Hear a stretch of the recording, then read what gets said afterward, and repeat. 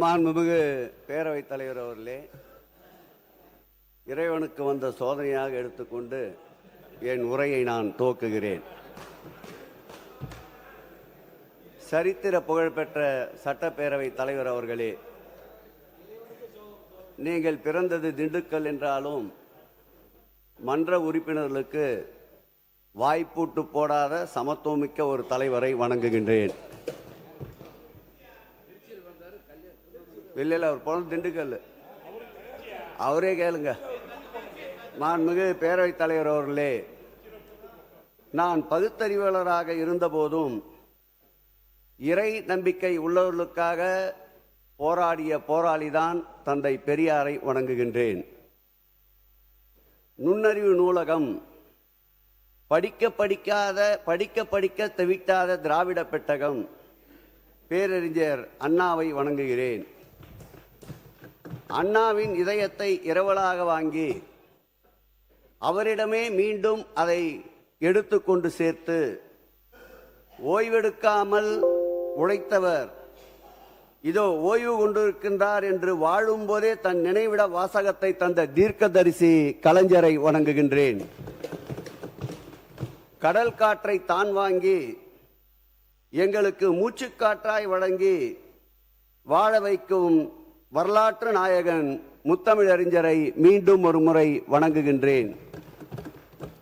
துறைதோறும் வளர்ச்சி, திராவிட ஆன்மீக புரட்சி, எங்கள் தன்மான சுயசக்தி, ஊதி அணைக்க முடியாத உயரத்தில் இருக்கும் சூரிய சக்தி, தடுக்கி விழுந்த பிள்ளைக்காக பதறி துடிக்கும் தாயை போன்ற ஒரு அன்பு சக்தி, எங்களை இயக்கும் உயிர் சக்தி. இந்திய வரைபடத்தில் தமிழக வரைபடம் கீழே இருந்தாலும் மாநிலங்களின் வளர்ச்சி படத்தில் தமிழ்நாட்டில் உச்சத்தில் உட்கார வைத்து இந்த ஸ்டேட்டின் ஸ்டேட்டஸை உயர வைத்து சாதனை படைத்த எங்கள் உயிரினும் மேலான எதற்கும் அஞ்சாத முத்துவேல் கருணாநிதி ஸ்டாலின் அவர்கள் இருக்கும் திசை நோக்கி வணங்குகின்றேன். வம்பால் எதிர்ப்பவரை அன்பால் வீழ்த்தும் வல்லமை கொண்டவர் ராஜராஜ சோழனின் மகன் கடாரம் என்ற ராஜேந்திர சோழனாய் தந்தை இரண்டாம் பிலிப்பின் இராணுவத்தை கொண்டு உலகை வென்ற அலெக்சாண்டராய் பொறுப்பு வழங்கும் போதெல்லாம் பொறுத்து கொள்ளாதவர்கள் கூட புருவம் உயர்த்தி போற்றும்படி உயர்ந்த சட்டமன்றத்தின் சங்கநாதமே, அஞ்சா நெஞ்சமே, மாண்புமிகு எதிர்க்கட்சி தலைவர் உதயநிதி ஸ்டாலின் அவர்களை வணங்குகின்றேன். மாண்புமிகு பேரவைத் தலைவர் அவர்களே, எப்பொழுதெல்லாம் திராவிட முன்னேற்ற கழகம் ஆட்சிக்கு வருகின்றதோ அப்பொழுதெல்லாம் ஆன்மீகத்திற்கு எதிரான ஆட்சி என்று கட்டமைக்க முயல்வார்கள். அது கலைஞர் ஆட்சி என்றாலும் சரி, எங்கள் உயிரினும் மேலான திராவிட மாடல் ஆட்சியுடைய நாயகன் ஆட்சி என்றாலும் சரி, அந்த கட்டை உடைத்து ஆன்மீகத்தில் திராவிட புரட்சியை கண்டவர்கள் இருபெரும் தலைவர்களை மீண்டும் ஒரு முறை நினைவு கூறுகிறேன். மாண்புமிகு பேரவைத் தலைவர் அவர்களே, சமீபத்தில் ஆகஸ்ட் 15ஆம் தேதி கோட்டை கொத்தளத்திலே முதல்வர் அவர்கள் கொடியேற்றி உரை நிகழ்த்தினார். அதை நான் திரும்பி பார்க்கிறேன், திகைத்து நிற்கிறேன். 2021ஆம் ஆண்டு இதே கோட்டை கொத்தளத்தில் எங்கள் திராவிட மாடல் ஆட்சியுடைய நாயகன் கொடியேற்றினார். அப்பொழுது 100 ஆண்டு சாதனைகளை பறைசாற்றினார். அதில் ஒரு சாதனை பெரியார் நெஞ்சிலே தைத்த முள். கலைஞர் அவர்கள் 18 ஆண்டுகளுக்கு மேலாக போராடி பெற்ற சட்டம், தீர்ப்பு. இந்த தீர்ப்பின் அடிப்படையிலே 32 அனைத்து ஜாதியர்களையும் அர்ச்சகராக்கினோம் என்று பெருமிதத்தோடு அந்த சுதந்திர தின விழா கொடியேற்று நிகழ்ச்சியிலே பறைசாற்றினார். அன்னை தமிழுக்கு அர்ச்சனை என்று பறைசாற்றினார். அதையும் ஒரு கணம் திரும்பி பார்க்கிறேன். இன்றைய நம்முடைய முதல்வர் கோட்டை கொத்தளத்திலே கொடியேற்றுகின்ற பொழுது துறையினுடைய அனைத்து நடவடிக்கைகளையும் ஆவணப்படுத்தி டிஜிட்டலைஸ் பண்ணுவேன் என்று அறிவிப்பு செய்தார். இது ஏற்கனவே தமிழ்நிலம் என்ற ஒரு பகுதியை உருவாக்கி 3.5 லட்சம் ஏக்கர் கொண்ட நிலப்பரப்பை ஏற்கனவே ஆவணப்படுத்தி துறையினுடைய 4000 பக்கங்களை 100 ஆண்டுகள் 200 ஆண்டுகள் 300 ஆண்டுகளுக்கு மேற்பட்ட பக்கங்களை ஆவணப்படுத்தி பாதுகாத்த ஆட்சி திராவிட மாடல் ஆட்சி என்பதை இங்கே நான் பதிவு செய்ய கடமைப்பட்டிருக்கின்றேன். மாண்புமிகு பேரவைத் தலைவர் அவர்களே, அண்மையில் 16ஆம் தேதி நம்முடைய நீதியரசர் ஜெயச்சந்திரன் அவர்களுடைய பெஞ்சிலே ஒரு அருமையான தீர்ப்பு வந்தது. இதே மாமன்றத்தில் 2021ஆம் ஆண்டு ஆட்சி கட்டிலில் ஏறியவுடன் மாண்புமிகு முதல்வர் அவர்கள் சீரிய சிந்தையில் உதித்திட்ட திட்டம்தான் அறம் காக்கும் துறையில் 10 கல்லூரிகளை அறிவித்தோம். அந்த 10 கல்லூரிகளையும் உடனுக்குடன் 4 கல்லூரிகளை வாடகை கட்டிடத்தில் துவக்கினோம். கல்லூரி தொடங்குவதே தவறு என்று நீதிமன்றத்திற்கு சென்றார்கள். சிங்கிள் பெஞ்ச் நீதிமன்றத்தில் தள்ளுபடி செய்யப்பட்டது. 2 நீதிபதிகள் கொண்ட அமர்வில் தள்ளுபடி செய்யப்பட்டது. உச்ச நீதிமன்றத்துக்கு சென்றார்கள், அங்கும் தள்ளுபடி செய்யப்பட்டது. அந்த தள்ளுபடிக்கு பின்னால் மீண்டும் அதில் ஒரு புதிய வியாகானத்தை வகுத்து கொண்டு முறையாக இந்த அறிவிப்பு இல்லை என்று மீண்டும் சிங்கிள் பெஞ்சில் சென்றார்கள். அதன் பிறகு ஜெயச்சந்திரன் நீதியரசர் அவர்களுடைய தீர்ப்பு அண்மையிலே 16ஆம் தேதி கிடைக்க பெற்ற போது உறுதியாக சொன்னார், இந்த கல்லூரிகள் தொடங்கப்பட்டது நியாயமானது, முறையானது என்று அன்றைய தமிழக முதல்வர் அவருடைய கருத்திற்கு வலு சேர்த்திருக்கிறது இன்றைக்கு நீதிமன்றம். நான் இதில் கேட்க விரும்புவதெல்லாம் 10 கல்லூரிகளில் 2 கல்லூரி கட்டிடங்கள் கட்டி முடிக்கப்பட்டுவிட்டன. மீதம் திருச்செந்தூர் கோயில் சார்பிலேயும் அர்த்தநாரீஸ்வரர் திருக்கோயில் சார்பிலேயும் கட்டப்பட வேண்டிய கல்லூரி கட்டடங்கள் கட்டப்படுமா? அப்பொழுது அறிவித்த அந்த 6 கல்லூரிகள் கடையம், லால்குடி, வேலூர் போன்ற மாவட்டங்களில் அறிவிக்கப்பட்ட அந்த 6 கல்லூரிகளும் இந்த ஆட்சியிலே கட்டப்படுமா? அதோடு நீதியரசர் தீர்ப்பிலே ஒன்றை குறிப்பிட்டிருக்கின்றார். அந்தந்த திருக்கோயிலின் சார்பில் நிதி இருந்தால் கல்லூரிகளை கட்டலாம், இல்லை என்கின்ற போது நிச்சயமாக அரசு அதற்கு உதவி செய்ய முன்வர வேண்டும் என்று வரலாற்று சிறப்புமிக்க தீர்ப்பு இது. எங்கள் முதல்வர் 10 கல்லூரியுடைய கனவை இந்த ஆட்சி நிறைவேற்ற வேண்டும் என்று இந்த நேரத்தில் கேட்டுக்கொள்கிறேன். பலர் நான் முடிச்சிடறேன், ஒன்னையும் தப்பாவே பேசல, நீதிமன்ற குறித்து வைத்துக் கொண்டு முழுவதுமாக நீங்க பதில் அளிக்கலாம். தங்க முதலீடு திட்டம் திருக்கோயிலில் ஆன்மீக வளர்ச்சிக்கு, மக்களுடைய அடிப்படை தேவைகளுக்கு எப்படியெல்லாம் வருமானத்தை ஈட்டினோம் கடந்த காலங்களில் என்பதற்கு ஒரே ஒரு உதாரணம். கேட்பாரற்று மூட்டை மூட்டையாக கட்டி வைக்கப்பட்டிருந்த தங்கங்கள் யாரும் கேட்பாரற்று கிடந்தது. அந்த தங்கங்களை 3 நீதியரசர்கள் கொண்ட குழு அமைத்து 3 மண்டலங்களாக பிரித்து அந்த தங்கத்தினுடைய பலமாற்று பொன்னினங்கள் எந்தெந்த தெய்வத்திற்கு காணிக்கையாக வந்ததோ அந்த தெய்வங்களுக்கு பயன்படுத்த முடியாத தங்கங்களை நீதியரசர்களை வைத்து முழுமையாக அதை வீடியோ பதிவு செய்து அந்த தங்கத்தை பிரித்து அந்த தங்கத்தை இங்குள்ள பாரத ஸ்டேட் வங்கியின் வாயிலாக ஒன்றிய அரசுக்கு சொந்தமான மும்பையிலே இருக்கின்ற தங்க உருக்காலைக்கு அனுப்பப்பட்டு கொண்டு போகின்ற தங்கத்தினுடைய அளவு எவ்வளவு, உருக்காலைக்கு பிறகு கிடைக்கின்ற தங்கத்தின் அளவு எவ்வளவு என்ற சான்றிதழோடு இதுவரையில் திருக்கோயிலுக்கு சேர்த்த தங்கத்தினுடைய அளவு 1111 கிலோ. அந்த தங்கத்தினால் வருகின்ற ஆண்டு வருவாய் ரூபாய் 20 கோடி.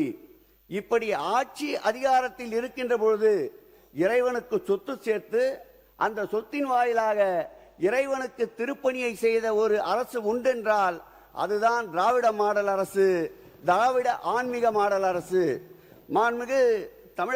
மாண்புமிகு பேரவைத் தலைவர் அவர்களே, இந்த சபையில் பல நேரங்களில் காணோம் காணோம் என்ற வார்த்தையை நாம் கேள்விப்பட்டோம். நான் சொல்லிக் கொள்கிறேன், சூரியனை வானத்தில் காணலாம், சந்திரனை நட்சத்திரங்கள் நடுவில் காணலாம். பக்த பிரகலாதன் சொன்னான், ஆண்டவனை எங்கே காண்கிறீர்கள் என்றால் தூணிலும் இருப்பார் துரும்பிலும் இருப்பார் என்றான். அந்த வகையிலே திராவிட மாடல் ஆட்சியிலே ஆன்மீகத்தில் உருவாக்கப்பட்ட பக்தர்களுடைய நன்மைகள் அது உருப்பசி ஓவாபிசி என்ற பசி போக்கின்ற அன்னதான திட்டம் என்றாலும் சரி, கட்டணமில்லாத இலவச திருமணம் என்றாலும் சரி, அது விளக்கு பூஜை என்றாலும் சரி, அது மருத்துவ மனைகள் என்றாலும் சரி, எங்கெல்லாம் லட்சக்கணக்கான மக்கள் பக்தர்கள் பயன்பெற்றார்களோ அங்கெல்லாம் எங்கள் உயிரினும் மேலான திராவிட மாடல் ஆட்சியுடைய நாயகனை காணலாம் காணலாம் காணலாம் என்று பதிவு செய்கிறேன். மாண்புமிகு பேரவைத் தலைவர் அவர்களே, இந்த ஆட்சி ஏற்பட்டவுடன் நிதிநிலை அறிக்கையிலே குறிப்பிட்டிருந்தீர்கள். குறிப்பாக சொல்ல வேண்டும் என்றால் கொள்கை விளக்க குறிப்பிலே கூட குறிப்பிட்டிருந்தீர்கள். பக்கம் 281 3000 கோயில்களுக்கு திருக்குடம் முழுக்கு என்று. ஆம், திராவிட மாடல் ஆட்சி ஏற்பட்ட பிறகு இதுவரையில் 4641 திருக்கோயில்கள் தேர்தல் அறிவிப்புக்கு முன்பு வரையில் குடமுழுக்கு நடத்தினோம். நீங்கள் குறிப்பிட்டிருக்கின்ற இந்த கொள்கை விளக்க குறிப்பில் 281 கோயிலுக்கு குடமுழுக்கு நடத்தினோம் என்று கூறியிருக்கின்றீர்கள். ஒட்டுமொத்தமாக பார்த்தால் 4930 திருக்கோயிலுக்கு திராவிட மாடல் ஆட்சியில் விதைக்கப்பட்ட விதைதான் இன்றைக்கு மரமாக வளர்ந்து குடமுழுக்கு கண்டிருக்கிறது என்பதை பதிவு செய்கிறேன். இதிலும் ஒரு சிறு பின்னடைவு. நாங்கள் ஆட்சி பொறுப்பில் 5 ஆண்டுகளில் 4930 என்றால் நீங்கள் 5 ஆண்டுகளில் 3000 என்று அறிவித்திருக்கின்றீர்கள். இந்த 3000ஐயும் கணக்கிட்டு பார்த்தால் திராவிட மாடல் ஆட்சியில் 12630 திருக்கோயில்களுக்கு நாங்கள் எஸ்எல்சி அனுமதியை வழங்கியிருக்கின்றோம். நீங்கள் ஏற்றுக்கொண்டிருக்கின்ற இந்த 3000 திருக்கோயில்கள் அதிலே வருகிறதா அல்லது அது இல்லாமல் தனியாக நடத்த போகின்றீர்களா? மாண்புமிகு அமைச்சர் பேரவைத் தலைவர் அவர்களே, 3000 கோயிலுக்கு திருக்குட முழுக்கு செய்யப்படும் என்ற அறிவிப்பு இந்த ஆட்சியின் பின்னடைவு என்று மாண்புமிகு உறுப்பினர் அவர்கள் மென்ஷன் பண்ணி சொல்லியிருந்தாரு. ஒரு விஷயத்தை இங்கே தெளிவுபடுத்த விரும்புகிறேன். கடந்த 5 ஆண்டுகளில் 2494 திருக்கோயில்களுக்கு திருப்பணிகளை பொதுநல நிதியில் செய்வோம் என்று அதற்கான திட்டங்களை எல்லாம் தீட்டிவிட்டு இன்றைக்கு நீங்க பார்த்தீங்கன்னா அந்த மொத்த மதிப்பீட்டில் இன்னும் 392 கோடி நிலுவையில் இருக்கிறது. திரும்ப செலுத்தாம நிலுவையில் இருக்கிறது. அதுல முழுமையாக திருப்பணிகள் முடிந்த கோயில்கள் இருக்கிறது, பாதியில் திருப்பணிகள் நிற்கக்கூடிய கோயில்கள் இருக்கிறது, இன்னும் துவங்கப்படாத பணிகள் இருக்கிறது. அப்ப ஏறத்தாழ 400 கோடி ரூபாய் அளவுக்கு திருப்பி செலுத்த வேண்டிய தொகை நிலுவையில் இருக்கிறது. அது மட்டும் இல்லாம கடந்த 5 ஆண்டுகள் சட்டமன்ற அறிவிப்பு எடுத்து பார்த்தீங்கன்னா 2021-22 முதல் 2025-26 வரைக்கும் மொத்தம் 844 சட்டமன்ற அறிவிப்புகளை மாண்புமிகு உறுப்பினர் அவர்கள் முன்னாள் அமைச்சராக இருக்கும்போது வழங்கியிருந்தார். அந்த அறிவிப்புகளை பொறுத்த வரைக்கும் ஏறத்தாழ இன்றைக்கு மட்டும் பார்த்தீங்கன்னா நம்ம நடத்தும் 79 அறிவிப்புகள், அந்த அறிவிப்புகளில் 79 அறிவிப்புகள் சுமார் 418 கோடி நிதி இல்லாம துவங்கப்படாத நிலையில இருக்குது. அப்ப வெறும் சட்டமன்ற அறிவிப்புக்காக எண்ணிக்கையை கூட்டி அறிவித்து விட்டு அதையெல்லாம் எங்களை கேன்சல் பண்ணக்கூடிய இடத்துக்கு தள்ளி விடாம என்ன செய்ய முடியுமோ நிதிநிலையை கருத்தில் கொண்டு அதை தெளிவாக அறிவித்திருக்கிறோம். 3000 என்பதை முதலில் நாங்கள் முடித்துவிட்டு அதற்கு பிறகு 4000 என்ன 5000 என்ன முடிஞ்சா 6000 கூட நாங்க செய்வோம். ஆனா வாக்குறுதியில ஒண்ணு கொடுத்துட்டு அடுத்து அதை கேன்சல் பண்ணக்கூடிய சூழலுக்கு நிச்சயமாக எங்களுடைய ஆட்சி இருக்காது. மாண்புமிகு உறுப்பினர் பி.கே. சேகர் பாபு அவர்கள். நான் லாவாணி பாட விரும்பவில்லை. நீங்கள் அறிவித்த அறிவிப்பில் தெளிவாக சொல்லியிருக்கீர்கள் 5 ஆண்டுகளில் 3000 கோயில்களில் நாங்கள் திருப்பணி செய்வோம் என்று. அதைத்தான் நான் சுட்டி காட்டினேன். நீங்கள் ரத்து செய்ய பணிகள் அனைத்தும் மக்கள் நல பணிகளுக்காக இந்த ஆட்சியிலே விடப்பட்ட டெண்டர்கள். அதை பற்றி எங்களுக்கு கவலை இல்லை, அதை மக்கள் பார்த்து கொண்டிருக்கின்றார்கள். மாண்புமிகு பேரவைத் தலைவர் அவர்களே, இந்த ஆட்சியில்தான் அமைச்சர் அவர்கள் கடந்த முறை சட்டமன்றத்திலேயே நான் சொன்னேன் 500 பேர் கூட வராத இடத்திற்கு எதுக்கு மல்டி லெவல் கார் பார்க்கிங், அதை மக்களே கேட்கலன்னு சொன்னேன். அது போன்ற திட்டங்களை தான் நம்ம இன்றைக்கு இன்னும் ஆரம்பிக்காத நிலையில் இருக்கும்போது நம்ம அதை கேன்சல் பண்ணிருக்கோமே தவிர்த்து மக்களுக்கு பயன்படக்கூடிய திட்டங்களை நம்ம எங்கேயுமே கேன்சல் பண்ணல. அதோட இன்னொன்னையும் சொல்றேன், எந்த அளவிற்கு இன்னும் நிதி சுமையில இருக்கும்போது பணம் திரும்ப வர வேண்டியது இருக்குன்னா, நகைச்சுவையா ஒரு விஷயத்தை சொல்றேன். நம்முடைய பாடநூல் கழக வாரியத்தினுடைய தலைவர் என்னுடைய அன்பிற்குரிய சகோதரர் அண்ணன் லொயாலா மணி அவர்கள் அனைவருக்கும் தெரியும். எப்பவுமே எனக்கு ஃபோன் பண்ணாருன்னா அன்பா சாப்பிட்டியா, என்ன பண்ற, ஏது பண்றேன்னு கேட்பாரு. இப்பெல்லாம் உன் துறையில ஒரு 58 லட்சம் எனக்கு பெண்டிங் இருக்கு, அதை எப்போ கொடுப்பேன்னு கேட்டுக்கிட்டு இருக்கிறாரு. அந்த அளவிற்கு நிறைய இடங்கள்ல திருப்பி தர வேண்டிய பணத்தொகை இருப்பதனால தான் நாம இந்த நிதி நிலைமையை கருத்தில் கொண்டு நம்ம அந்த 5 வருஷத்துக்கான திட்டங்களை எண்ணிக்கையை நம்ம சொல்லியிருக்கிறோம். இதை இந்த இடத்துல நான் தெளிவுபடுத்த விரும்புகிறேன். மாண்பு உறுப்பினர் பி.கே. சேகர் பாபு அவர்கள். ஒரு ஆட்சி நிறைவேறுகின்ற பொழுது நடைபெற்ற பணிகளுக்கு அடுத்த ஆட்சியில் நிலுவை இருந்தால் அதை தருவதுதான் ஒரு திறமையான ஆட்சிக்கு அடையாளம். எங்களை பொறுத்தளவில் எங்களுடைய ஆட்சியில் திராவிட மாடல் நாயகன் மீது வைத்த நம்பிக்கையில் அவருக்கு ஒன்றை சொல்லிக்கொள்ள விரும்புகிறேன். 2000 கோடி ரூபாய் அளவிற்கு உபயதாரர் நிதி மாத்திரம் எங்கள் ஆட்சியின் மீது நம்பிக்கை வைத்து வரப்பட்ட நிதி அந்த நிதி.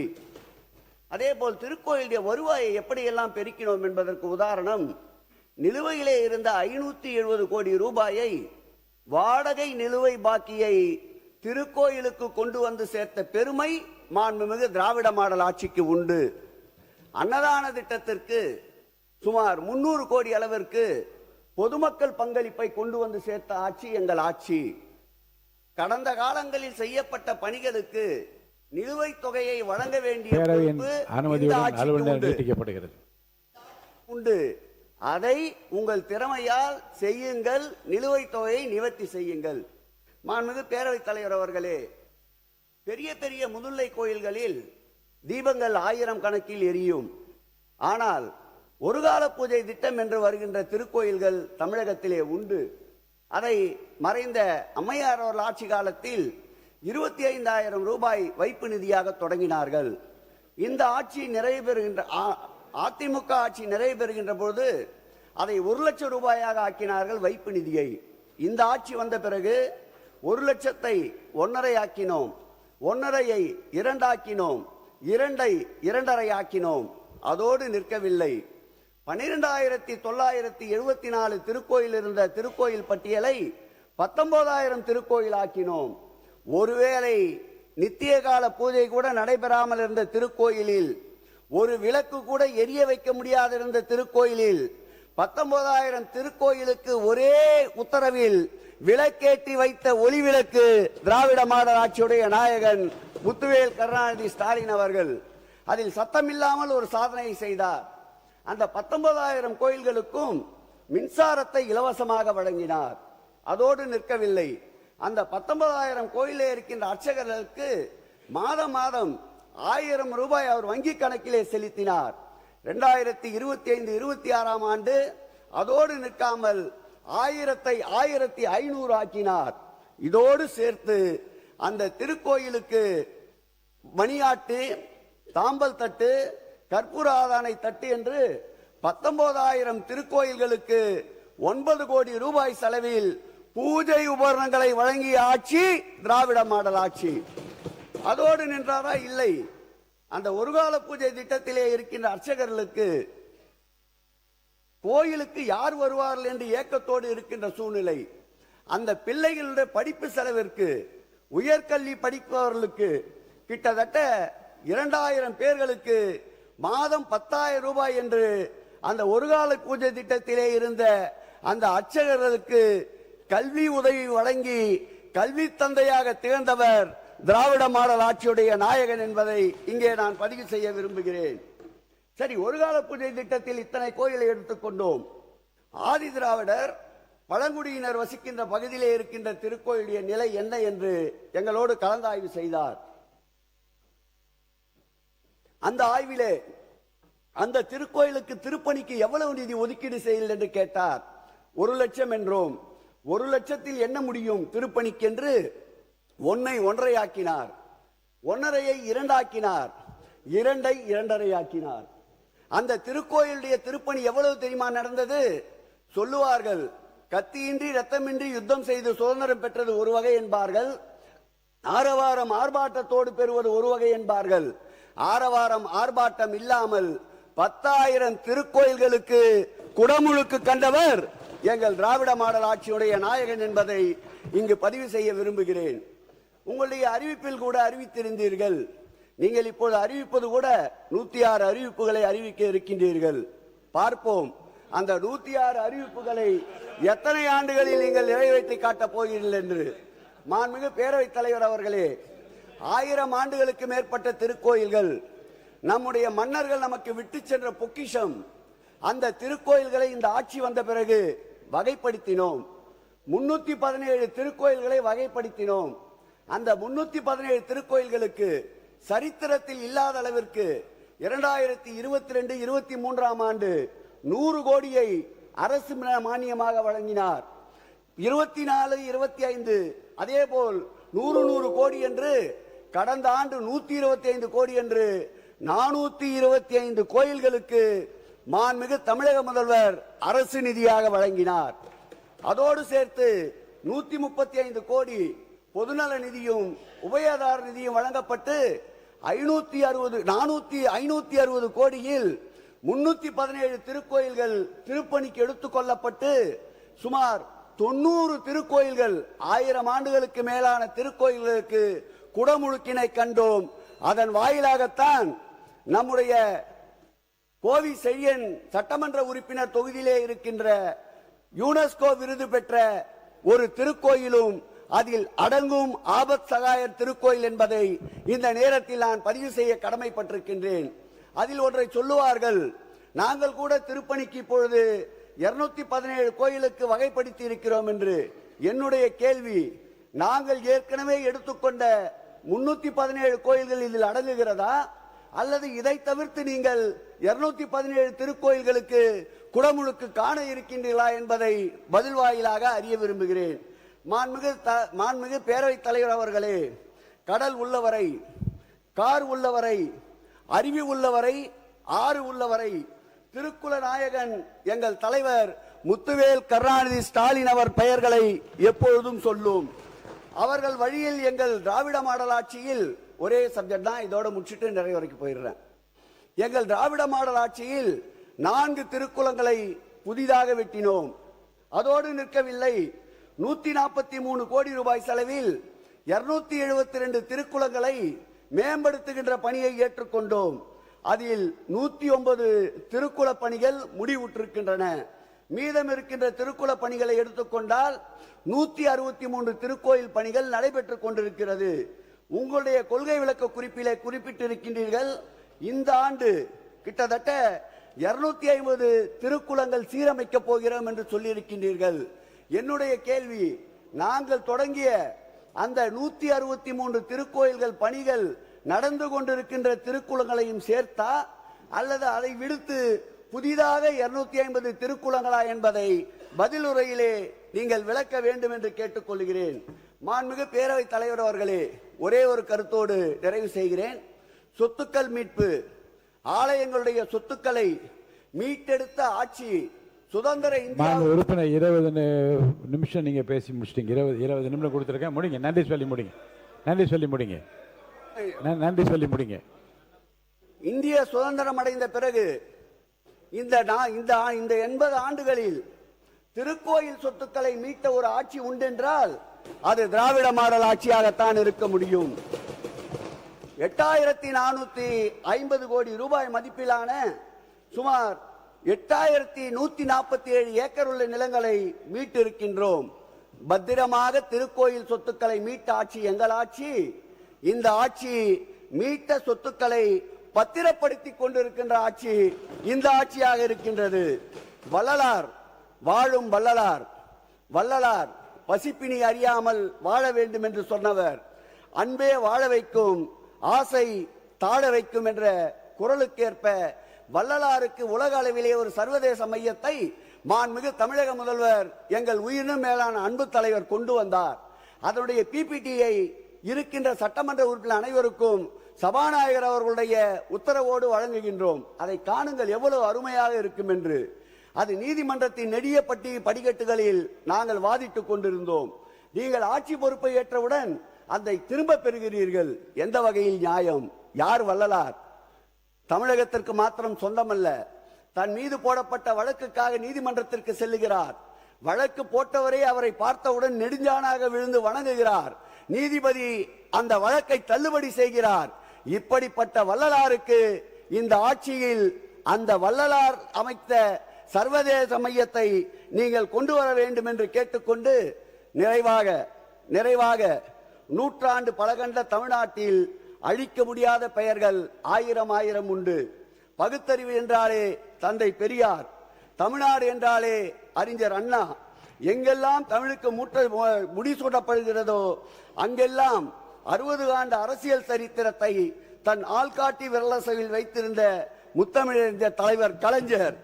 பள்ளிக்கு வரும் குழந்தைகளின் காலையில் பசியாரும் ஒவ்வொரு சோற்றுப்பருக்கையிலும் திராவிட மாடலுடைய நாயகன் முத்துவேல் கருணாநிதி ஸ்டாலின் பெயர் சொல்லும். இதோ அடுத்த தலைமுறையை நோக்கி 80 ஆண்டுகள் கொள்கை முடங்கும் திசையில் எல்லாம் எங்கள் இளம் தலைவர் உதயநிதி அவர்களுடைய பெயர் இருக்கும். கடந்த திராவிடர் மாடல் ஆட்சியிலே அறளைத்துறை என்பது கடந்த திராவிட மாடல் ஆட்சியிலே அறளைத்துறை என்பது வரம் விளையும் துறையாக இருந்தது. அன்பை விளைவிப்பதே ஆன்மீகம் என்றார் டாக்டர் APJ அப்துல் கலாம். அறத்தை பின்பற்றுவதே ஆன்மீகம் என்றால் உத்தம பிதா காந்தியடிகள். இந்த இரண்டையும் ஒரு சேர நடத்தி காட்டியவர் எங்கள் முதல்வர் திராவிட மாடல் அரசர் முத்துவேல் கருணாநிதி ஸ்டாலின். எங்களுக்கு இந்த இடைவேளை முடிந்து தொடர் வேலை